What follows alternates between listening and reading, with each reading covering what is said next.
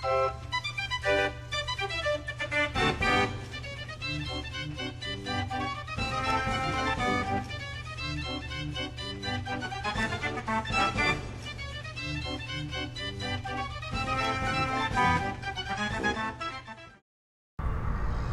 everyone, I'm Penny from the Puppet Co. at Glen Echo Park. Thanks for joining us for another Carousel Storytime, which is part of the Glen Echo Park Partnership celebration of the 100th birthday of the park's Carousel. One Saturday each month through September, we're reading a children's book with a Carousel theme, and we hope you'll join us every time. And if you've missed any of our Storytime sessions, you can find them on our website at glenechopark.org/storytime. A link is in the video description. The park is also doing lots of other fun stuff to celebrate the Carousel's birthday, including Carousel Family Days once a month through September. The next one is on Saturday, July 24th, and it's hosted by the Washington Conservatory of Music. There will be concerts and demonstrations with lots of different instruments. Free t-shirts will be given to the first 50 people at each performance, including one by Musico the Magnificent.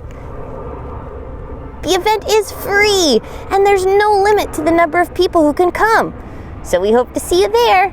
You can find more information and RSVP at glenechopark.org/Carousel Family Days. The park also has fun and creative summer camps for kids starting at age 4. So if you want to know more about camps, just go to glenechoparks.org/camps. We have lots of fun stuff going on this summer at the Puppet Co. too. We're getting the lobby painted, we're dressing up the theater, we're hanging up pictures, we're making it beautiful.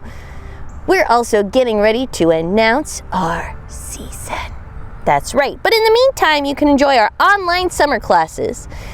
That's right, we have classes online about puppetry all the way through August, and then we'll start some new classes in the fall.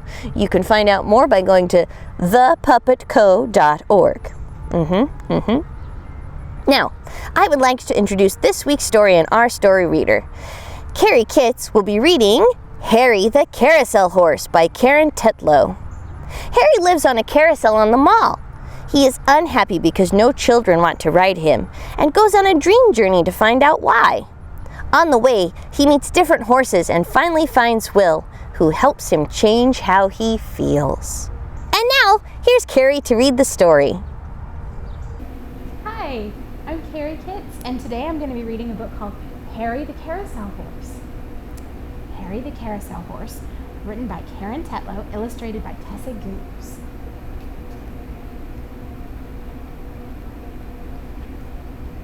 Harry was a white horse who lived on the carousel at the National Mall. He was not happy. None of the children wanted to ride him. The children chose other horses. Becky always rode Blue, her favorite blue horse. Kirk preferred Red, his favorite red horse.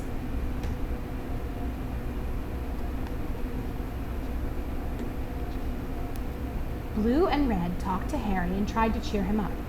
But all Harry could say was, "It's not fair, it's not fair. I want the children to ride me, not you." His mouth turned down and he looked very disagreeable and grouchy. Harry was still grouchy that night when all the horses nibbled on the grass at the mall. He turned his back on Blue and Red and sulked. Bill, the man in charge of the horses, put his hand on Harry. "I have a suggestion for you, Harry. Tonight, before you go to sleep, ask for a dream. Say, 'Please help me.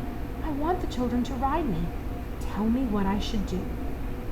That night, Harry had a dream.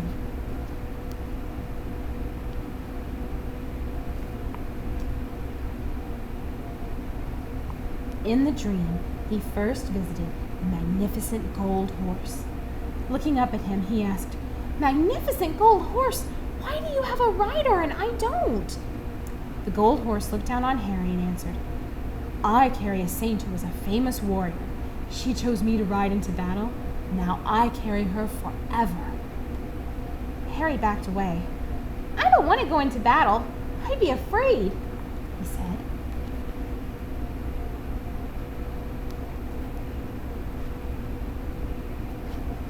Next, he visited Horsey, a rocking horse who belonged to Isaac. "Horsey, you have Isaac who rides you. I don't have anybody to ride me. Why?"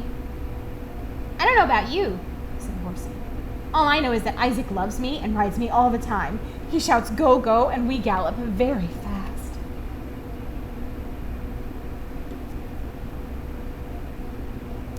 Still not getting an answer to his question, Harry continued dreaming and met Violet. Violet had beautiful violet eyes and lived on a farm. "Violet, you have many children ride you. Why don't they want to ride me?" asked Harry. "I have to be very patient and walk slowly," answered Violet. "My riders have disabilities and cannot balance very well. They need an adult to walk beside us. I love carrying them because they are happy sitting on me." Harry admired Violet for helping people. He suspected he was not patient enough to walk slowly. To his surprise, he felt a little smile on his face. So he smiled a little smile at Violet and dreamed on.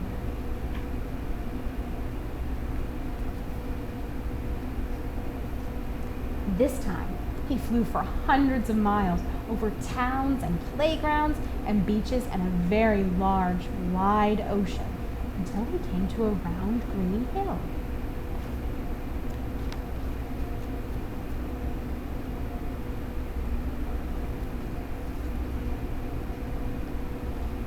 There he met Will, another white horse. Will was very old. He had no rider. Harry spoke to him. "Will, you have no rider! That is so unfair!" Will lifted his head and said, "Many people want to ride me, but I am content as I am. I don't want a rider." Harry could not understand this. "But all horses have riders except you and me. I want lots of people to ride me. Why don't you want a rider?" Will answered, "I used to want riders because I was lonely. When nobody wanted to sit on my back, I cried, and then I got very grouchy and disagreeable." "I get grouchy and disagreeable too," said Harry. "I turn my back on my friends Blue and Red." Will listened sympathetically and said, "One day I was tired of being grouchy and disagreeable. I asked myself, what makes me happy?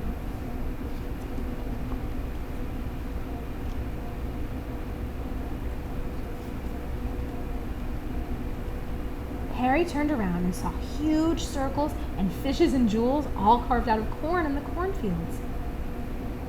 "And do you know what happened when I smiled?" asked Will. Harry had no idea.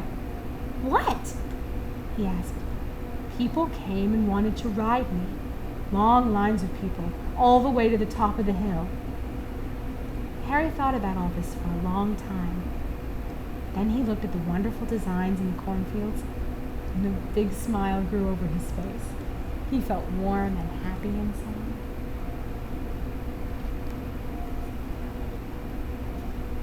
Will saw this and said, "Now the children will want to ride you. They will feel happy because you are happy.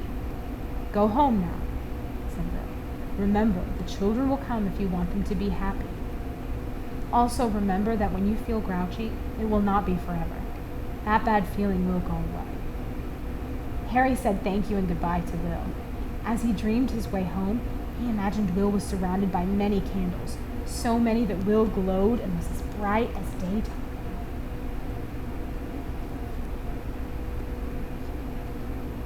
The next day, back on the carousel, Harry still felt warm and happy inside. He felt even warmer and happier when he saw a long line of children waiting to ride him. His friends Blue and Red and Bill were all happy for him and smiled. The end. Thanks so much for joining us this morning. We hope you enjoyed the story as much as we did.